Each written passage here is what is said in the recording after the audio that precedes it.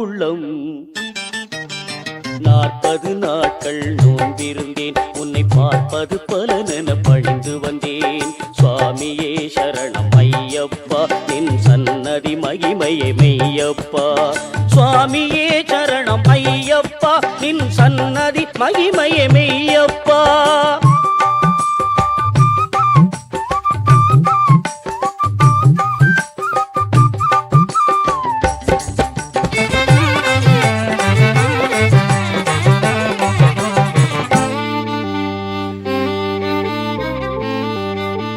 சேர்ப்பது இருமுடி தலையினிலே, இந்த தரிசனம் சபரிமலையினிலே.